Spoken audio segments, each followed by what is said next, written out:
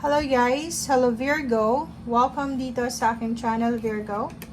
Alamin natin kung anong messages, vibration, gabay energy para sa lahat ng Virgo friends. Alamin natin Virgo kung anong messages na pwedeng makaresonate kayo dito. Ito ay from February 16 to 29. Oh, so ang dami na Virgo. Kunin natin yung lahat kasi lahat ng gustong lumabas na baraha, may message yan para sa'yo. So, tingnan mo, 2, 4, 6, 7 cards. Okay, may good news ka dito. May posibilidad na may magandang balita. Isang napakabilis na result and isang napaka-importanting mensahe, balita. Virgo, ang posibleng matanggap mo or pwedeng ikaw yung magdi-deliver. So, comment down below if you're expecting. Kung nag-expect ka ng messages, ng communication, or ng resulta. Ito ay parang sinasabi ng barahan na ito na, mabilis na result ito.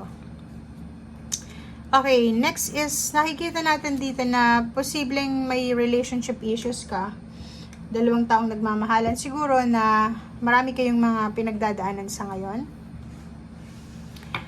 Sinasabi ng barahan na ilaban mo pa rin. Okay, so kung makikita mo dito, Two of Raphael, 2 taong pareho yung nararamdaman sa bawat isa. Ang ina-advisean or binibigyan ng babala ng ating barahan na huwag niyong isuko kung ano man itong feelings or emotion na nararamdaman niyo sa bawat isa. And Ace of Michael, aside from good news, meron din tayo ditong napakagandang idea na posibleng like yung motivation, inspiration, motivation na pwedeng makuha mo, maramdaman mo. Ang kailangan mo lang dito is alisin mo kung ano yung mga sagabal sa paligid mo. And huwag kang makikinig sa mga taong nagsasabi or magsasabi sa'yo na hindi mo yan kaya kasi kaya mo yan. Okay? Queen of Ariel, dito din, may ibang Virgo na sobrang busy sa kanilang ginagawa. Like for example, isa kang estudyante, isa kang empleyado, business person. Busy kayo sa inyong ginagawa. But, yung barahang ito na Queen of Ariel, make sure na may oras ka pa rin para alagaan ang sarili mo. And lalo na kung isa kang parent or may obligations and duties, responsibilities kasi ibang tao, kailangan nyo din na alagaan sila. Okay? So, yun. And for Raphael, if ever na hindi ka masyadong kontento sa kung ano yung nangyayari sa'yo sa ngayon, like, may mga panahon, di ba? May mga nararamdaman ng homesickness or disagreement or kung ano man yan nararamdaman mong hindi maganda sa pakiramdam mo, ask help. Okay? Hanapin mo yung, halimbawa, kung nasa ibang bansa ka, nasa ibang lugar, nakakaramdam ka ng homesickness, pwede mong baguhin yung homesickness mo by, diba, going outside, talking to someone else, parang ganun. 3 of Gabriel and 6 of Gabriel. Wow. So, itong 2 cards na ito, sinasabi na may prosperity na parating sa buhay mo.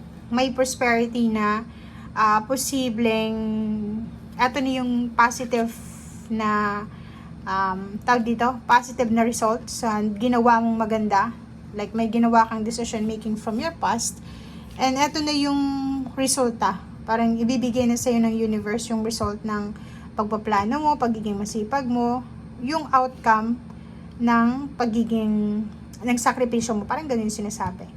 And Virgo, congratulations. Kasi you did your best. Ginawa mo daw yung best para sa'yo. And next level ka na. Okay? So parang step 1, step 2 ka na. Diba? So, nakikita natin dito yung incoming awards, rewards, scholarship, promotion, salary increase, or kano pa man. So, kung naging maganda yung ginawa mo from your past of few months or years, talagang makakakuha ka dito ng accomplishment. Accomplishment to and achievements. Okay. Thank you.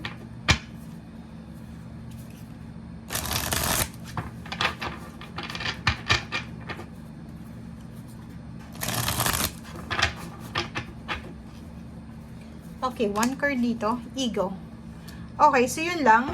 So, since maraming blessings na parating sa'yo, Virgo, ang advice lang sa'yo dito is number 15, number 6 is imbalance. Yun yung kailangan mong iwasan. Kailangan mong wag maging dependent sa pera. Okay? So, ibig sabihin yan, wag tayong papaalipin sa pera. Okay? So, if ever man na nararamdaman mo na nagiging materialistic ka, pigilan mo ang sarili mo, kontrolin mo yung sarili mo. Okay? Alisin natin yung illusion na yung gagawin natin yung lahat, kahit illegal, para sa pera, huwag natin gagawin yun. Okay? So, yun kasi ang example ng sobrang dependent sa pera, na parang gagawin ng lahat para sa pera. Huwag ganun. Okay? Okay, so nakikita ko sure dito na may magsisimula talaga. May magsisimulang balanse sa buhay mo, financial. So, kung makikita mo dito, yun, nakikita natin ang isang Virgo na unti-unti niyang natutupad yung lahat ng mga pinangarap niya sa buhay. Siguro sa usaping pera, may matatanggap ka. At the same time, mag-share ka din ng pera mo or ng blessings mo or relationship or love life. Kung may natatanggap kang pagmamahal, mag-share ka din ng pagmamahal. Kung may natatanggap kang pera, mag-share ka din ng pera. Sobrang generous. Okay.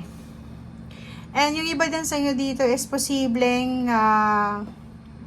kung single ka or pwedeng looking for a relationship, pwede mong matagpuan yung iyong dream relationship or dream girl, dream boy, or dream husband, or dream wife, or kung ano pa man siya. So, posibleng relationship yung focus mo, and yung pangarap mo sa pagkakaroon ng relationship ay posibleng parang nararamdaman mong abot kamay mo na. Punong-puno ka ng pag-asa. Okay, so eto naman na 2 cards na to is parang sinasabi na may mga panghihinayang ka na nararamdaman. Parang same din to sa Capricorn and Taurus na i-grab mo daw lahat ng opportunities na kung ano man i-offer sa'yo ng universe. Kasi itong 5 of Cups is mga regrets, worries, mga alala ng nakaraan, yung mga bagay-bagay na hindi mo nagawa. So, make sure na ano man itong like collaboration, business collaboration, relationship, work, ano ba to? Marami kasi itong 3 of Pentacles eh. Pwedeng yung mga plano mo siya dati na pilit mong ini-ignore, dinideny,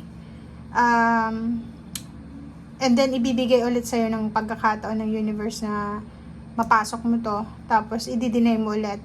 And wag kang mag-desisyon agad-agad kasi pwedeng 5 years from now, pagsisisihan mo, babalik ka sa panahon ngayon na pagsisisihan mo, bakit ko ba hindi yun ginawa? Diba? Parang ganun. So, if ever man, ang nakikita natin dito, kasal. Pwedeng yung iba sa inyo dyan, kasal na. Siguro maaga kayo nagpakasal, tapos ngayon, biglang may dumating na isang individual na feeling mo, siya yung para sa'yo. So, parang ang nakikita natin is nagsisisi ka na maaga kang nagpakasal. Parang ano yun, yung sa kanta, di ba? Okay, so yan guys ang sinasabi ng baraha. Thank you and see you again. Bye!